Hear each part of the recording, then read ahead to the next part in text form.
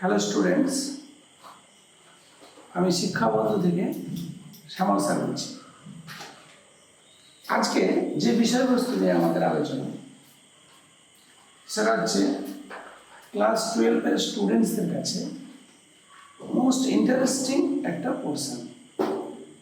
একবারে নতুন কিছু শেখার যে ভাবনা সেটার দিশা দেখাবে এই চ্যাপ্টারটা। সেটা হচ্ছে কি ইন্টিগ্রেশন বা সমাকলন। নিশ্চয়ই যারা পড়াশোনা করতেছ শুনেছ ব্যাপারটা কি, এটা নিয়ে আমি আজকে আলোচনা করব। বলছে ইন্টিগ্রেশন বা সমাকলন অ্যাকচুয়ালি ব্যাপারটা বলতে কি বোঝায়। প্রথমে বলি, এক কথায় যদি অ্যান্সার আমরা চাই, তাহলে ইন্টিগ্রেশন বা সমাকলন ডিফারেন্সিয়েশনের একটা বিপরীত প্রক্রিয়া। ডেরিভেটিভ যেটা অবকলন আমরা করেছি, সমাকলন হচ্ছে অবকলনের একটি বিপরীত প্রক্রিয়া। এক কথায় উত্তর দেওয়া যায়। যেমন একটা এক্সাম্পল আমি যদি দিই তোমাদের, যে ধরে নাও y = x², একটা অপেক্ষক। আমি যদি x এর সাপেক্ষে ডেরিভেটিভ নিই তাহলে কি দাঁড়াচ্ছে 2x। এমন কি কোনো প্রসেস আমরা এখনো পর্যন্ত শিখেছি যে এই 2x থেকে আমি ফিরে আবার y = x² যেতে পারি? যদি যেতে পারি, যে প্রসেস দ্বারা যেতে পারি সেই প্রসেসটা হচ্ছে ইন্টিগ্রেশন। যে প্রসেসে যেতে পারি সেটা হলো ইন্টিগ্রেশন। কিরকম করে আসতেছি একটু দেখো। বলছে সমাকলনের সূত্র অনুসারে আমি যদি ইন্টিগ্রেশনের ডেরিভেটিভ ইন্টিগ্রেশন করি 2x এর, তাহলে দাঁড়াচ্ছে 2 × x²/2। 2 কেটে গেল, +3, দ্যাট ইজ x² + 3। এই একটা কোশ্চেন আসছে। তাহলে dy/dx = 2x from y = x²। আবার dy/dx = 2x এর এই 2x কে সমাকলন করলে আমরা পেয়ে যাচ্ছি x² + 3 লিখেছি। এর কারণ আছে যে বলব। এখন তাহলে দেখো, তাই আমরা বলছি দেখো y = x² থেকে 2x, 2x থেকে x²। এই জন্য বলা হচ্ছে ইন্টিগ্রেশন অ্যাকচুয়ালি কি reverse method of derivative. Clear? এবারে আসতেছি যে ইন্টিগ্রেশনের সূত্র নিয়ে আলোচনা করবো একটু পরে। তাই শুধু কি এটাই আমাদের কাছে গুরুত্বপূর্ণ বিষয়বস্তু যে ইন্টিগ্রেশন হচ্ছে ডেরিভেটিভের একটা বিপরীত প্রক্রিয়া? শুধু এটা না, তাহলে না, এর আলাদা একটা জ্যামিতিক তাৎপর্য আছে। সেই তাৎপর্যটা আমি একটু ছোট্ট করে তোমাদের বলতে চাই, না হলে বোধ হয় তোমাদের মধ্যে জানা একটা অংশ ফাঁক থেকে যাবে। আমি মনে করছি সেটা, তাই তোমাদের বলার চেষ্টা করছি।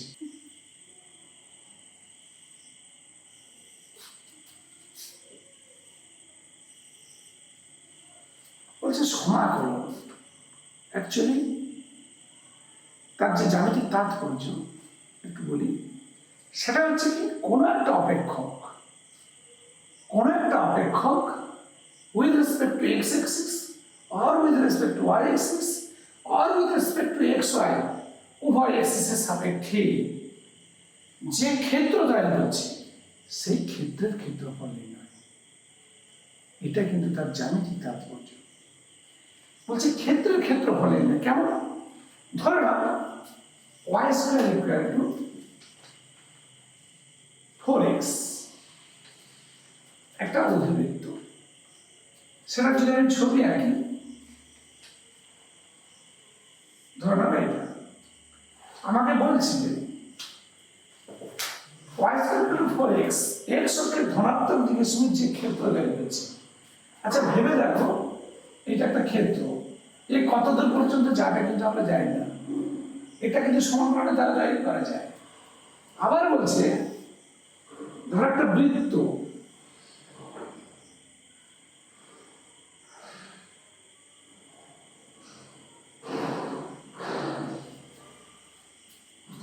বৃত্ত, এটা হচ্ছে তার কেন্দ্র। এই বৃত্তটা এক্স অক্ষের ধনাত্মক দিকের সঙ্গে কি ক্ষেত্র তৈরি করছে না, এই ক্ষেত্রটা একটি অংশের ক্ষেত্র, সেই ক্ষেত্রের ক্ষেত্র। আচ্ছা লক্ষ্য করে দেখো, এটা একটা ক্ষেত্র, আবার এটা একটা ক্ষেত্র, দুটো ক্ষেত্রের মধ্যে পার্থক্য কোথায়? একটা দেখে নাও নির্দিষ্ট, এর বাইরে কোনো গল্প নেই, কিন্তু এটা অনির্দিষ্ট, এর কোনো সীমা পরিসীমা নেই। দেখো এই কনসেপ্ট থেকে সমাকলনকে দুটি ভাগে ভাগ করা হয়েছে, একটি হচ্ছে অনির্দিষ্ট সমাকলন, আর একটা হচ্ছে নির্দিষ্ট সমাকলন। ওকে, প্রত্যেকটা বিষয়বস্তু নিয়ে আমাদের চ্যাপ্টার ওয়াইজ আলোচনা আছে, তোমরা শুনতে থাকো। এখন আমি ঢুকছি অনির্দিষ্ট সমাকলন নিয়ে আলোচনা করব।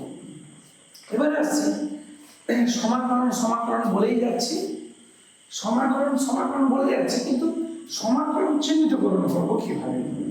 দেখো খুব ইন্টারেস্টিং জিনিস, প্রত্যেকটা নামের পিছনে একটা তার তাৎপর্য থাকে। আমরা ইন্টিগ্রেশন চিহ্নটা দেবো এটা। আচ্ছা একটু ভেবে দেখো, তোমরা মাইক্রো জেরক্স করার অভ্যাস তো সবাই আছে, তোমরা এটাকে একটু মাইক্রো করে নাও, তাহলে কি দাঁড়াচ্ছে দেখো, সেটা হচ্ছে এস। এসটাকে ইলংগেটেড ফর্ম করা হয়েছে, সেটা হচ্ছে ইন্টিগ্রেশন চিহ্ন বলা হয়। বলছে কেন এই চিহ্ন দেওয়ার একটা ব্যাপার আছে, কেন এই চিহ্নটা নিলাম?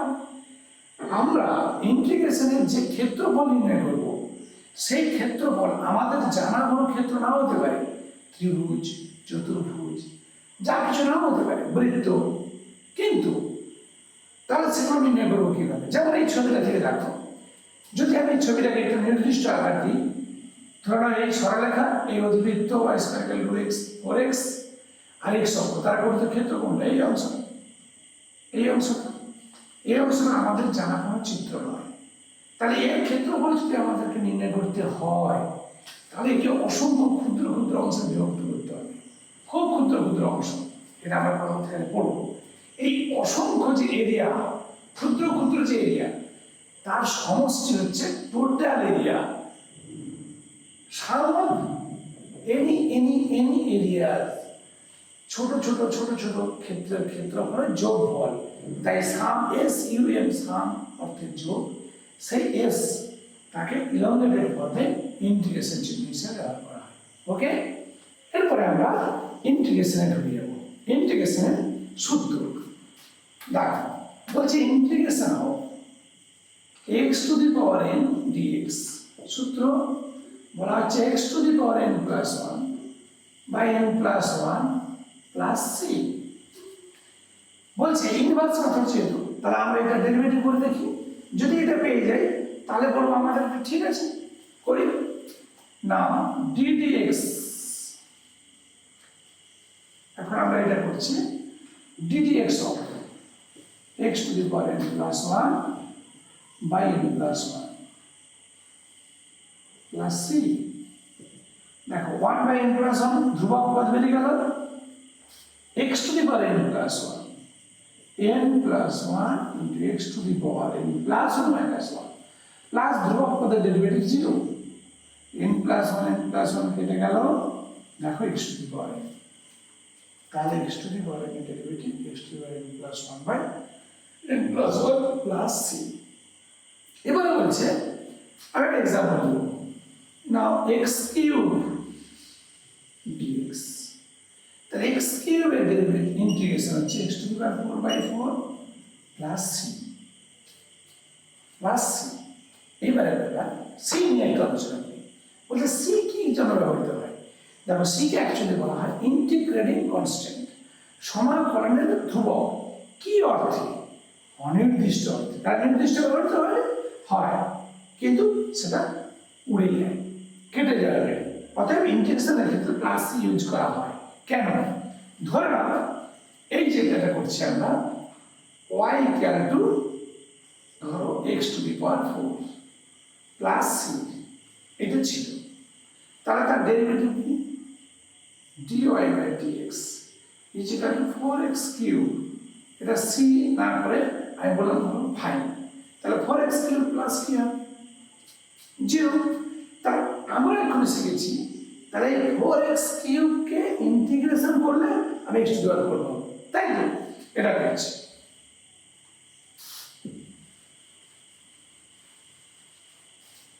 তাহলে ইন্টিগ্রেশন অফ 4x³ dx, লক্ষ্য করি এই ফরম্যাটে ধ্রুবক পদ বেরিয়ে গেল, এটা ইন্টিগ্রেশন হবে x⁻³ + 1/3 + 1 plus c। What is c? এটা অল্প লক্ষ্য করো, দেখো এখানে 5 এর ডেরিভেটিভ কি হয়েছে 0, এবার বলছে 0 তাহলে ইন্টিগ্রেশন কি হবে ইনভার্স করো, তাহলে কনস্ট্যান্ট। আমি জেনারেল ফর্মুলা c লিখেছি, জেনারেল ফর্মুলা c লিখেছি, তুমি c কে 5 নেবে, ডাইরেক্ট নিতে পারো না, কিন্তু 5 আনতে হবে উইথ কন্ডিশন।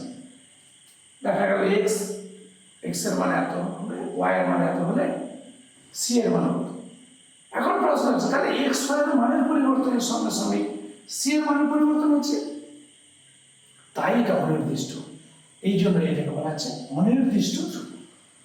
ওকে, তাহলে আমরা প্রত্যেকটি সমাকলনের ক্ষেত্রে আমরা c ইউজ করব, এটাকে বলা হচ্ছে কি অনির্দিষ্ট সমাকলনের ধ্রুবক।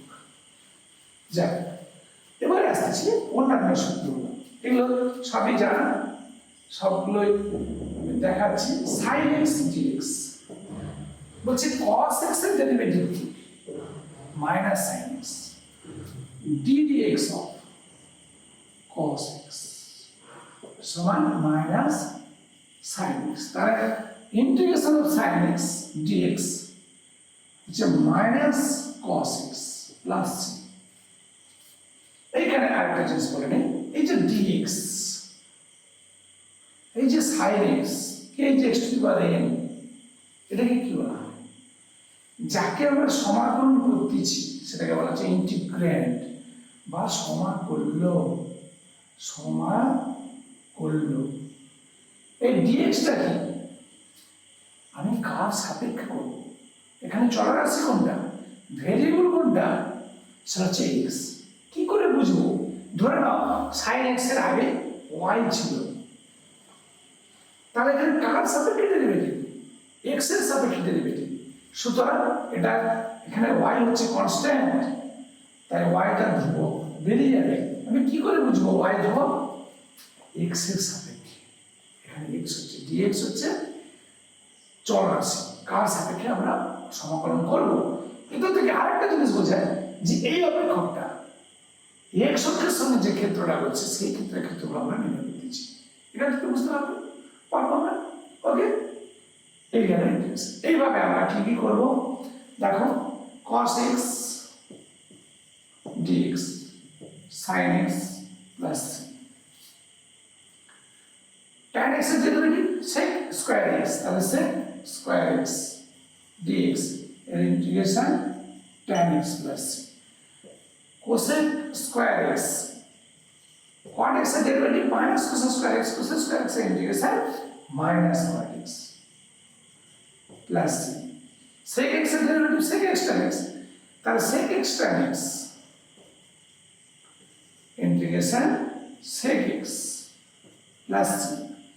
আবার cosec x cot x, কার ডেরিভেটিভ ছিল cosec x, তাহলে minus cosec x plus c। আবার আসবো integration of log x, integration of 1/x dx, সেটা হচ্ছে log of mod x plus c। এইখানে একটা জিনিস বলে না, আমরা যে x⁻n dx x⁻n plus 1/n plus 1 সূত্র শিখেছি, মূল কন্ডিশন মনে রাখতেই হবে এখানে যে n is not equal to -1, n not equal to -1 কেন, n যদি -1 হয় তাহলে এই তো 1/x, x⁻n করে দেবো, তাহলে x⁻n এর ইন্টিগ্রেশন কি হবে x⁻n plus 1 by -1 plus 1, তাহলে এই ক্ষেত্রে এটা তাহলে কি দাঁড়াচ্ছে 0 আনডিফাইন্ড ফর্ম, তাই তো এর ইন্টিগ্রেশন হচ্ছে log of mod x। R mod x এর ব্যাপারটা তোমরা জানো যে x এর কোনো নেগেটিভ মানে লগারিদম নির্ণয় করা যায় না, তাই mod x টা মনে রাখতে হবে। Integration of e⁻x dx e⁻x plus c, integration of a⁻x dx a⁻x by log of a to the base c plus c. এই সূত্রগুলো আমরা প্রাথমিকভাবে শিখব। প্রত্যেকটা সূত্র আমরা দেখো ডেরিভেটিভের জাস্ট ইনভার্স মেথড।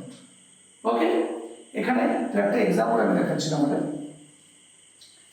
আরেকটা জিনিস বলে নিচ্ছি, ইন্টিগ্রেশন করতে গেলে, অবকলন করতে গেলে ত্রিকোণমিতির যৌগিক কোণ থেকে অংশকোণ পর্যন্ত প্রত্যেকটি সূত্র মনে রাখবে, নাহলে কিন্তু প্রসেস জানবে কিন্তু অঙ্ক নামাতে পারবে না। যেমন একটা অঙ্ক, integration dx by 1 minus sin x। কি করবে এই ইন্টিগ্রেশন? দেখো ভালো করে,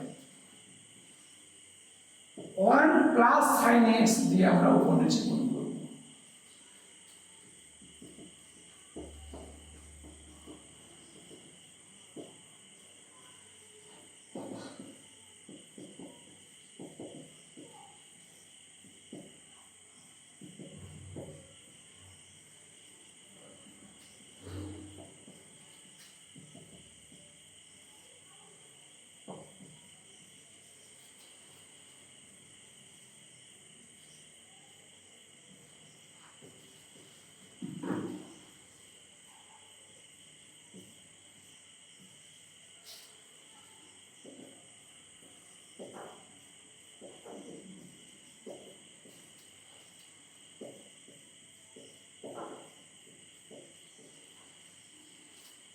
লক্ষ্য করে দেখো, আমি 1 প্লাস sin x দিয়ে উপর নিচে গুণ করেছি, সূত্র cos স্কয়ার x, এটাকে আলাদা করে নিয়েছি, ডিভাইডেশন করেছি।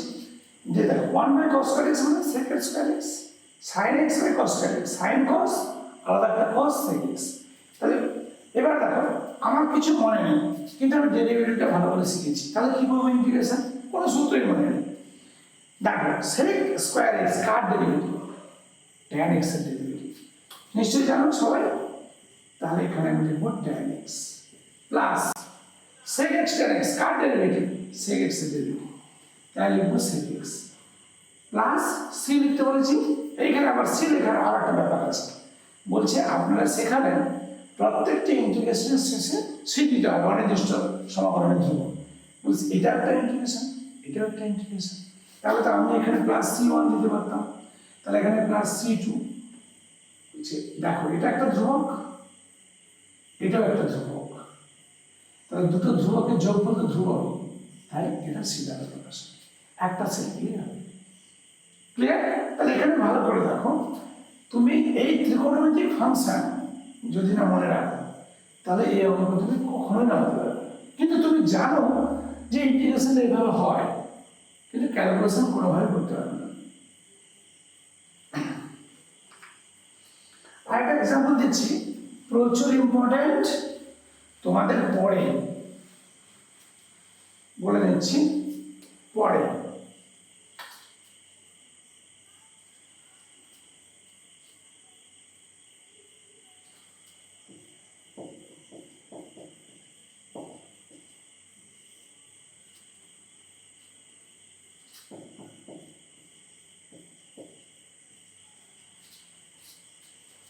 এই আমরা কি করবে?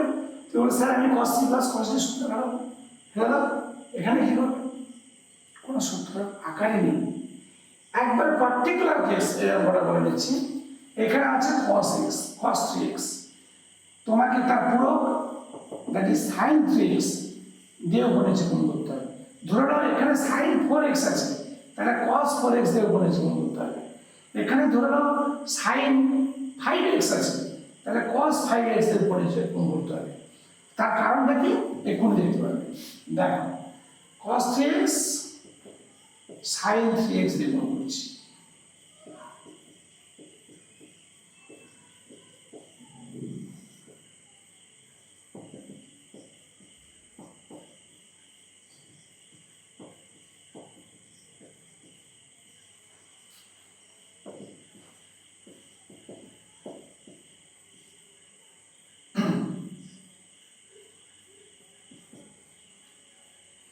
এটা আমি cos c plus cos d সূত্রে পারি, 2 cos c plus d by 2 into cos c minus d by 2। এটা লক্ষ্য করো, আমি আলাদা করে করছি না, এটা আমি দেখে দিচ্ছি এখানে sin 3x 2 sin theta cos theta sin 2 theta এটা sin 6x এটা আসবে। তাহলে এটা sin c মানে sin সূত্র বলবো 2 cos 3 plus d by 2 into sin c minus d by 2 that is minus 3x by 2 dx 2 কেটে গেল। এইবার এখানে আবার গণিত অংশ করে লেগে যাচ্ছে sin 3x কি করবে 2 sin 3x by 2 আমি বললেও হবে না যদি তোমার সূত্র না মনে থাকে, আমরা করে দিচ্ছি তোমার কিচ্ছু কাজে আসবে না যদি তুমি সূত্র না মনে রাখো। সাইন ও মাইনাস থিটা সমান মাইনাস সাইন থিটা একবারে 11 এর ফার্স্ট সূত্র, এগুলো না মনে রাখলে হবে না। এখানে তো দেখাচ্ছি আমি যে সাইন ও মাইনাস এক্স সমান মাইনাস সাইন এক্স। ওকে, এবার দেখো এটি আছে মাইনাস বেরিয়ে গেল, কে পড়ে থাকলো 2 cos 3x by 2 cos x by 2 dx। এটাকে আবার আমরা ফেলবো 2 cos a cos b সূত্র। দেখো এখানে দেখাই 2 cos a cos b সূত্র সবাই জানো, cos a plus b মানে হয়ে যাচ্ছে তোমার 2x 3x plus x 4x by 2 plus cos a minus b that is x। সবাই জানো cos 2x এর integration sin 2x by 2 plus cos x এর sin x plus c। খুব vital অঙ্ক, এটা অবশ্যই সবাই করবে অঙ্কটা, আমি আশা করছি তোমরা এই অঙ্কটা করবে। আর ক্লাস 12 এ সৌরেন্দ্রের বই থেকে দেখবে অনির্দিষ্ট সমান করবে ফার্স্ট চ্যাপ্টার থেকে এই অঙ্কটা আছে, তুমি উদাহরণ খুঁজলে এরকম পাবে, অনুশীলনীতেও পাবে। আর এইরকম অঙ্ক নিজে নিজে তৈরি করে নাও, উপরে যা ইচ্ছা করে 5 4 9 3 এই গণিতের ক্ষেত্রে তুমি নিজে নিজে অঙ্ক তৈরি করে সলভ করতে পারো। ওকে, পরের ক্লাসে তোমাদের আমি শেখাবো পরবর্তী চ্যাপ্টারগুলো। ওকে, ফলো করো, তবে এটা না করলে এই চ্যাপ্টার সূত্র না করলে পরের চ্যাপ্টার কিছু খুঁজে পাবে না। ওকে, ভালো থাকবে সবাই, কোনো কিছু অসুবিধা হলো আমাদের শিক্ষা বন্ধু অ্যাপসে অবশ্যই তোমরা ফোন করবে।